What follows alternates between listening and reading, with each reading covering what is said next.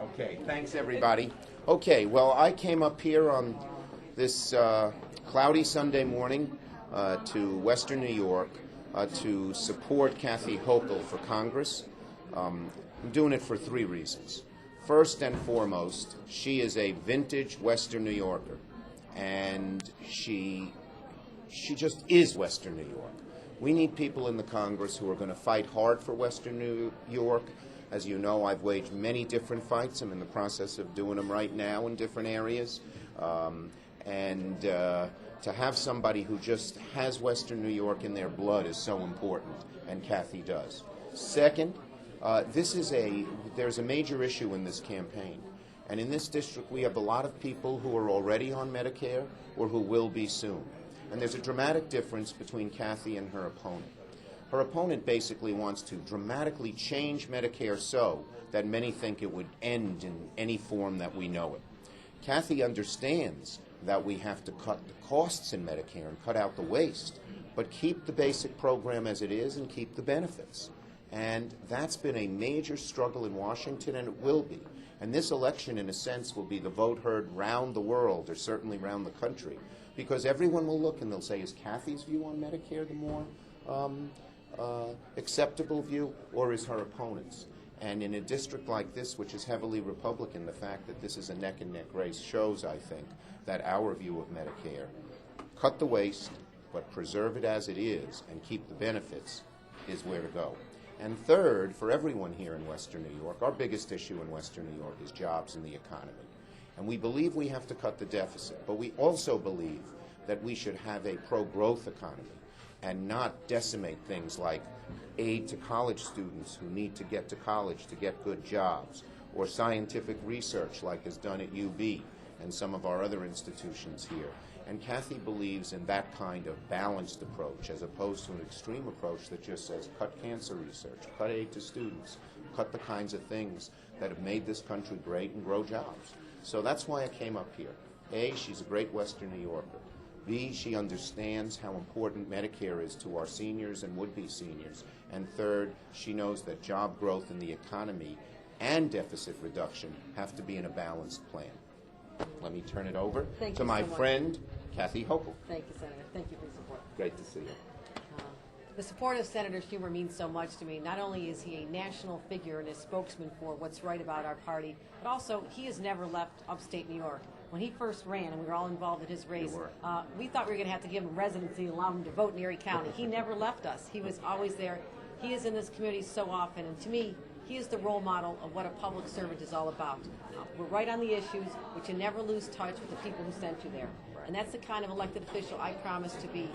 It's been a very shortened campaign time. I'm out as much as I can. But when I'm elected with the support of the people in this district, I plan to be the kind of person Chuck Schumer is. You never forget the people who sent you there. So I am so looking forward to the opportunity to go fight for the people, fight to protect Medicare, fight to protect our small businesses who create the jobs we need in our middle class. So I'm looking forward to being a partner with you in Washington. Thanks, Kathy. Glad you're running. This race is neck and neck, and we believe the more people learn the issues and the candidates, the better Kathy will do. So I'm here to spread the word. Ready for questions? Yes. What's the first point of attack, given your election? Where are you going? What's your first job, first goal, where are you going to go? First thing I do to get to Washington is I'm going to look at that tax code.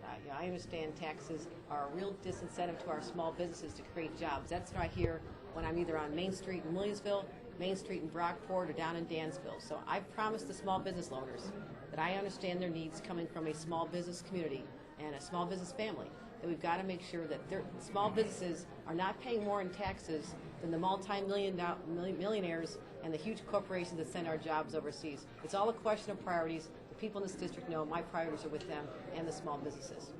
So we have to ask this question. What do you think about the flap between the Corwin and the Davis camp? Because obviously in a district where Democrats are outnumbered, you have to take advantage of every opportunity that comes along. Does this bode bad for the Republicans and well for Democrats in this area? What do you think about it? I've not engaged in that. That's really between the two of them. Yeah, my advice to any candidate, and it's my advice to myself, focus on you. Don't look over your shoulder. I think we have issues here where Kathy is much more in sync with the residents of the 26th Congressional District in the Buffalo and Rochester areas than is her opponent. So they want to fight with each other. That's their business. She's going to focus on what she believes in and what she cares about. That's the way to win elections. What do you think when you heard it? We heard the senator. What do you think? Obviously, you had to have some kind of response. Seriously, I am laser focused on this race. I don't succumb to distractions. Again, that is very much between my two other opponents. I've got May 24th in my mind. That's it. Senator Schumer, you talked about this being a referendum on the Medicare vote and the Ryan budget. Do you feel like that's skewed at all because there is this third-party candidate in the race? Well, no, I really don't. I don't know what his positions are on these issues. But the fact that in this district that Kathy is running neck and neck, I think, shows that the average middle-class voter, and that's what this is a typical American middle-class district, cares about deficit reduction, but also cares about jobs, the economy, and helping our seniors on Medicare.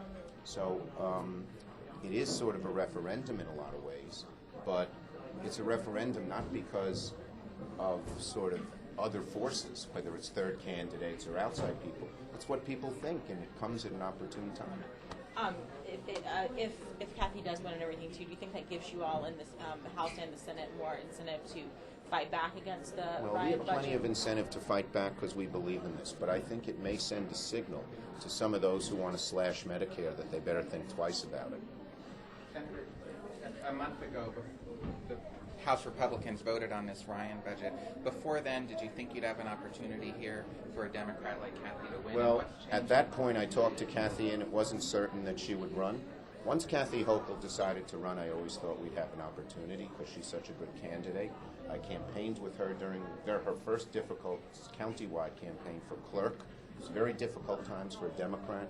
All the controversy with some of the controversies with Eliot Spitzer were raging and things like that.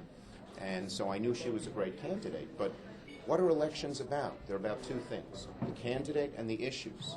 We have a better candidate, I think far more in touch with the average family in this district, because that's who she is and where she comes from. But we also do have issues. And the issues are rarely this clearly divided. Her opponent has said that she supports the Ryan plan on Medicare, which would privatize it, slash it. Every study has shown that it would not so much cut the cost of Medicare, but cut the benefits to average citizens. And we also supported the Ryan budget. Do most people here in Western New York want to cut aid to students to go to college? Do most people here in Western New York want to cut the kind of scientific research we do at UB and we do at Hauptman and all these other great research institutions here in Western New York? No. And so I think you have both things going on. And certainly the clear-cutness of the issues makes this a very, very important race. But let me tell you, we have a great candidate too. You need both to win a race like this when it's What Oh, do a you make of district all that's. what do you make of all the outside money coming in? American Crossroads announced this week they're spending $650,000. Do you think it shows the Well, the eyes of the nation are on this race, but the voters, I think, are going to decide on the issues. And she'll clearly be outspent by these outside interests. But as long as she has enough focus to get her views across, I won and I was outspent by Senator D'Amato when I ran, almost 2-1. Kathy, any comment on the possible endorsement from Carl Palladino for Jane Corwin this afternoon? Not of concern to me. I've got the person right here that I want to work with me in Washington. Senator Schumer is very well known, proven track record, and a fighter for this area, so I'll take his support any day. Chrisley was a big, strong supporter and fighter for 3407 in the light legislation. Where are you going to stand, and how are you going to fight and help the process along? We were out day one criticizing the Schuster Amendment that was passed by the majority of Republicans in the Congress. And again, another separate distinction between our priorities. The people in this community, their hearts were broken when that plane came down and destroyed thousands of people's hearts and minds in the community. It was devastating. And to have the Republicans so willing to just turn back the progress that their families made in the memory of those victims, that was disgraceful. And we came out strong against it, and when Speaker Boehner came to town, I thought that was a real slap in the face of the residents right here, because his Republicans turned their back on those victims' families.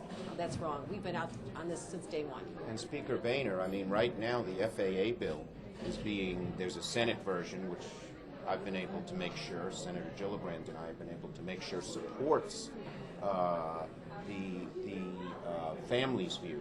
And there's a House version, the Schuster Amendment, which would change it. And I was sort of surprised. I thought, well, Speaker Boehner's going to come up here and he's going to meet with the families and he's going to understand, because usually you meet with those families. They are saints. They're amazing people. And he didn't say that he would take a position in their favor. What good would, let's hope the meeting does some good, but so far we haven't seen the results of it. Has there been any movement since the families went to Washington? Well, we're strong on our side on the Senate and holding that position. And, the airline industry is frankly fighting on behalf of the Schuster Amendment. But I'm optimistic we can prevail, but I could sure use someone like Kathy there fighting for it. Right now we don't have a voice fighting for it. And as Kathy mentioned, most of the people on the other side of the aisle voted with Schuster. Last thing, Senator. You were talking with the oil executives a few days ago. What else are you going to try to do to help bring down those gas prices? Well, there are three things that I think we should do. Talking to the oil executives was really about the budget deficit. I mean, it is a double whammy to the average citizen right here in Amherst. They drive up to the pump and they pay close to $4 a gallon. And at the same time, their tax dollars are going to subsidies for the oil companies. So that's a budget issue, deficit issue. We're going to fight hard on the floor this week. The vote comes up. If we lose it, we may win it, because Senator McCain said he's positively disposed, didn't commit, but said he was positively disposed to our amendment, said something in the positive sense about it. But then we'll try to get it in deficit reduction. But there are two other things that we should do. One is I've called for up here in Western New York and throughout New York State that I believe we should dip into the SPRO, the Strategic Petroleum Reserve, which will temporarily lower prices. I pushed very hard to get President Clinton to do that in '99, and it did lower prices when we had a similar situation. But let's make no mistake about it. The real answer is long-term. We have to reduce our dependence on foreign oil. We send $1 billion a day overseas to import foreign oil. And you can do lots of things to reduce that dependence. Some of it is conservation, better mileage standards for our cars. They're building some of these cars right here in Tonawanda, employing more people, because now people want more energy-efficient cars. We have to look at green energy, solar, wind. We also have to, I supported what the president did that said we ought to have more oil domestically, and we ought to look at things there. I, for one, you have to be very careful it's safe, but I wouldn't take nuclear off the table, because importing all this foreign oil is killing us.